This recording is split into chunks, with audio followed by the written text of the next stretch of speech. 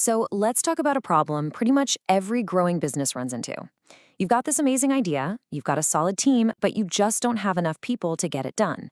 And you need them, like yesterday. Well, today we're going to break down two of the most popular ways to solve this: staff augmentation and outsourcing. We're going to help you figure out which one is the right fit for you. Here's the game plan for today. First, we're going to define our terms so we're all on the same page. Then, we'll hit the shared benefits of both approaches before really digging into the nitty-gritty of each one. And to wrap it all up, we'll give you a simple framework to help you make that final call. Sound good? Let's get into it. All right, first up, two paths to scale. Before we can even start comparing these two powerhouse strategies, we've got to be crystal clear on what they actually are. Okay, so let's set the scene. Picture this. You've got this brilliant, game-changing project ready to go. But your team? They're already completely swamped. This isn't just some textbook scenario. This is a real problem that businesses hit all the time. So, what's the move? Option number one is staff augmentation.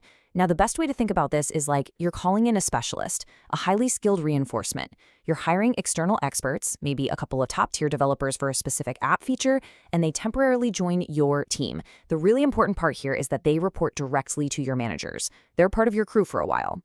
Now, on the other side of the coin, you've got outsourcing, and this is a totally different beast. Instead of adding a player to your team, you're basically handing over an entire project or even a whole business function, like your customer support, to a specialized company. They manage the whole thing from start to finish, and they're the ones responsible for delivering the final result. Okay, section 2, the common advantages. Now, before we start pitting these two against each other, let's talk about what makes them both so popular in the first place. Where do they both shine? Well, the big one is cost savings. With either model, you get to skip the long, expensive headache of recruiting, hiring, and onboarding full-time staff. Second, you get instant access to a global talent pool. Need a skills you don't have in-house? No problem. And finally, you get a huge boost in efficiency. You can ramp up your team's capacity almost overnight, which means getting your product out the door way, way faster. All right, let's take a closer look at our first option, staff augmentation. This is the route you want to take when you need to keep your hands on the wheel and have that new talent feel like part of the family. The biggest pro here, for sure, is control. With staff augmentation, you are in the driver's seat. You're managing the project, you're giving direct feedback. This also means you get really tight team integration because these new folks are working shoulder to shoulder with your current employees. And here's a cool side effect. It's a fantastic learning opportunity. Your team gets to absorb new skills from these experts. But of course, it's not all perfect. Bringing new people in, even for a short time, can have its challenges. They've got to get up to speed on your company culture, your workflows, your inside jokes. You know how it is. This also means more management overhead for your leaders. And you got to remember, with great control comes great responsibility. The success or failure of the project, that lands squarely on your team's shoulders. Okay, let's flip the script and talk about outsourcing. This is your go-to when you want to focus on the big picture, the final result, and not get bogged down in the day-to-day grind of the process. The number one advantage here is focus. It frees up your team to concentrate on what they do best, your core business. You're also offloading risk. The vendor is the one on the hook for getting the job done right and on time. Plus, you get guaranteed resources.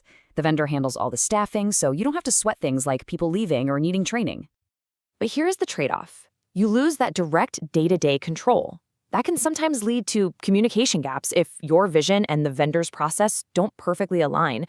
And, this is a big one, data security. You're often sharing sensitive information. We're talking customer data, intellectual property with an outside company. So you absolutely have to be sure their security is locked down tight.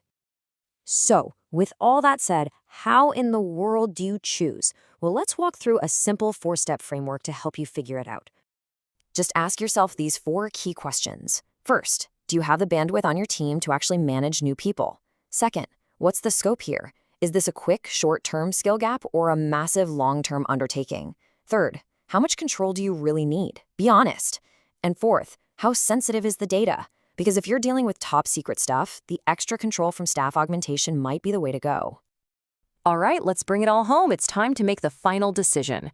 And to do that, let's look at the core trade-offs side by side.